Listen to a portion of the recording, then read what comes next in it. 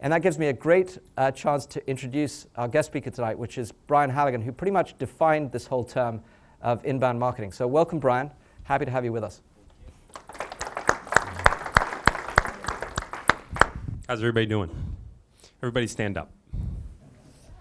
I have ADD, and I'm like a caged lion over there. Put your hands over your head.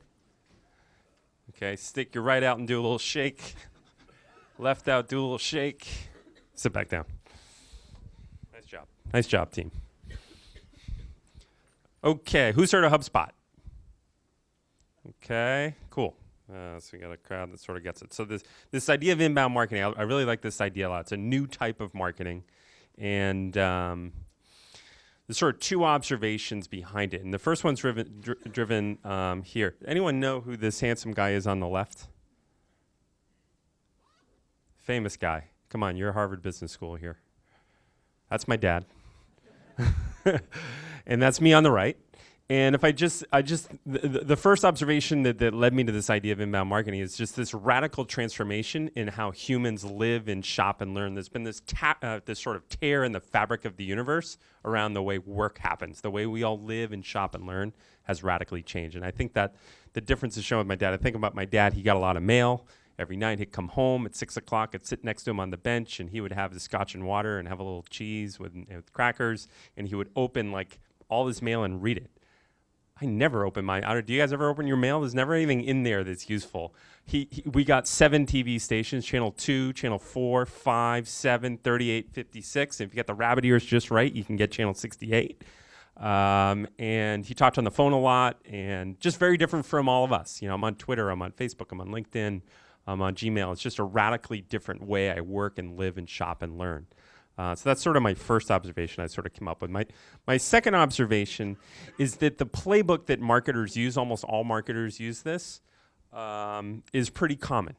And the playbook is we're going to buy a list of email addresses, and we're going to bang people over the head in email. We're going to hire a bunch of young and hungry telesales reps, and we're going to cold call people.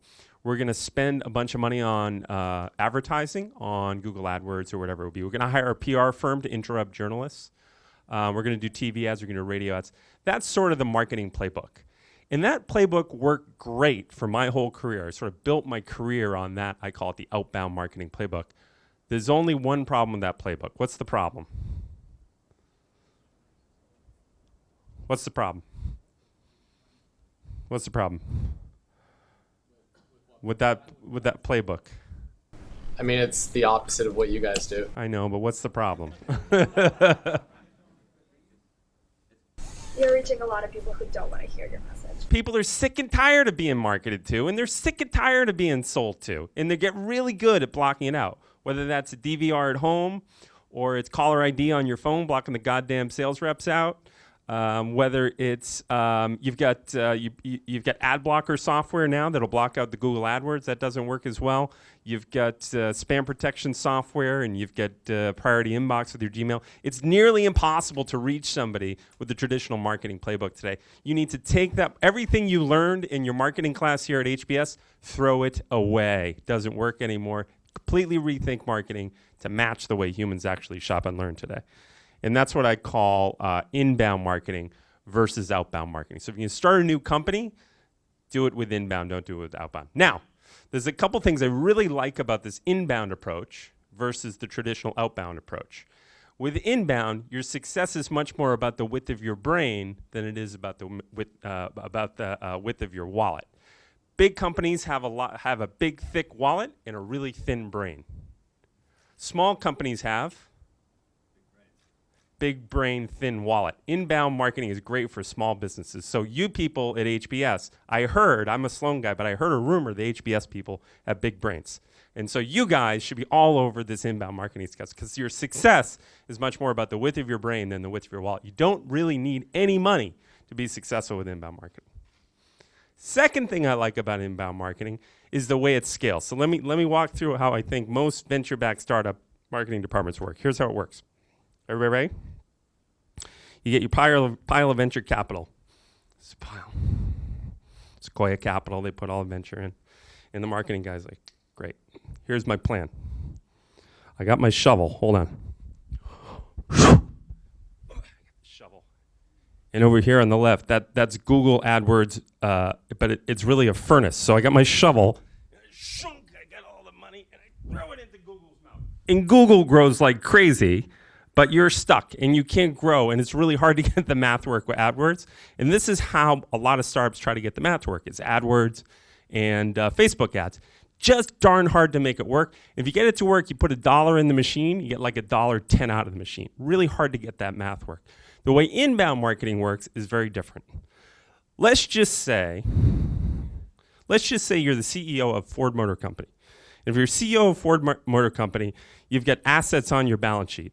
What are some of the assets on your balance sheet? Ford Motor Company, assets on the balance sheet. Factories, inventory, cash. Thank you, David. You're a very good student. Things like that. Now, let's say you're VP of marketing or you're the founder of a startup. What are the marketing assets you've got? The vision. That's crap. Hard, tangible asset on your balance sheet if you're a marketer. Perspective. That's horseshit. Time, horseshit. Come on. Okay, let me give you a hint. Links into your website. What's another one? HBS. Twitter handle? What? Like a Twitter handle? Twitter followers. Is that what you said? Brilliant. What else? Facebook fans, number of keywords you rank for in Google, number of pages on your website. Those are hard, tangible, modern marketing assets on your marketing balance sheet. And what happens is you create an asset today, create a piece of content today, and it's an asset that lasts forever and scales forever. It pulls in customers, and it lasts forever, and it pulls in customers essentially forever. So it's not like you're renting that asset. You own this asset. You're not renting space on Google. You're not renting space in some lists. You're not renting space on Facebook. You're creating your own marketing assets to become magnets that pull customers in. People with me? Guys with me? Cool. Okay, the other thing I like about inbound marketing versus outbound marketing is people hate outbound marketing. Does anyone like getting called at home at 6 o'clock? Does anyone like getting spam? Anyone like those television ads? Sucks. Inbound marketing is great. You create all this content, and it's rich content, it's informative, and it pulls people in, and it's engaging.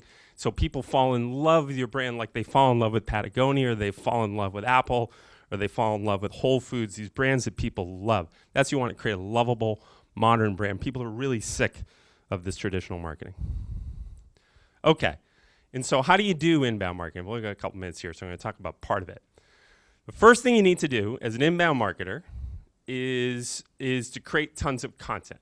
The idea is you got to turn your website into a modern magnet by creating tons of remarkable content, blog articles, genius, brilliant blog articles, ebooks, webinars, things like that. And if your blog article is good, or your webinar is good, or your ebook is good, it'll pull people in. And the better it is, the more retweets it'll get, the more Facebook likes it'll get, the more links it'll get, the longer it will sustain, the more leads it'll pull in, and it'll be really, really awesome. So the key to being a modern genius marketer is creating tons and tons of remarkable content. You market today, think of yourself like Disney or Fox or CNN, like you're a production studio. So think of yourself like a production studio. Turn your brains into customers. What's this?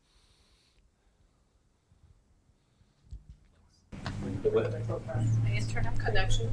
Who said that? You said that. What's your name? Biva, you're a goddamn genius. That is the internet. What are the dots? Pages.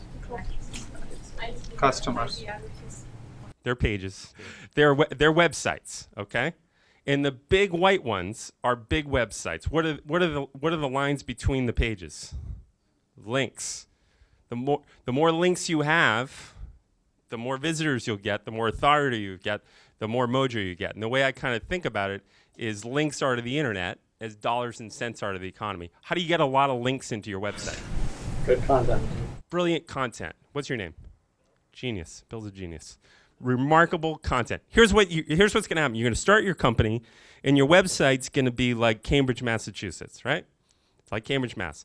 How many airports in Cambridge? 0. How many like bus stations, real ones? None. Train stations. Highways. A couple. 2 highways. You want to turn your website from Cambridge, Massachusetts to New York City. How many airports in New York City? Yeah, 2, 3 whoppers, train stations. Yeah, you got Penn State, a lot of big train stations. How many bus stations? The bus stations are Twitter, the train stations are Facebook, the airports are LinkedIn, the highways are links from other websites. So to be a remarkable, modern, great marketing people love that scales, you have to be able to create a lot of content. Anyone know what this is? I used to live in Japan. This is the Imperial Palace in Japan. And I took this picture because it reminds me of my favorite philosopher. My favorite philosopher is a guy named Warren Buffett. What Warren Buffett says to his CEOs is you want to build a moat around your business. You want to build barriers around your business, like Michael was talking about. And the modern moat around your business, the way he says it I really like. It's like you want to make the moat, make it really wide, make it cold, and put sharks in it and alligators and wider and colder. I think the modern moat around your business, I totally agree with Michael, isn't a patent, isn't a trademark. It's this inbound marketing stuff. It's how many links into your site? How's that growing? How many keywords are you ranking for? How many Facebook fans? How many LinkedIn fans? How are you getting them converting down the funnel? That stuff's really hard to replicate. And it reminds me of a company that I really like called Zappos. When I think of Zappos, let's just say I wanted to start a company to compete with Zappos, and you and I were gonna start it. What's your name? Atabik. We're gonna bury them. You and I were gonna bury them. We could figure out a lot. We could get a good-looking website and hire a designer. We can even get their funky culture right. We could get the inventory. We could get the supply chain. The thing that's a bear for us to compete with is Tony Hsieh, the CEO. He's got 6 million Twitter followers. Their website's got 500,000 links into it. They have 5 million keywords they rank for. That's a nearly insurmountable competitive advantage for the two of us to compete with. That's what I wish for you, an insurmountable competitive advantage. Go for inbound marketing, really works.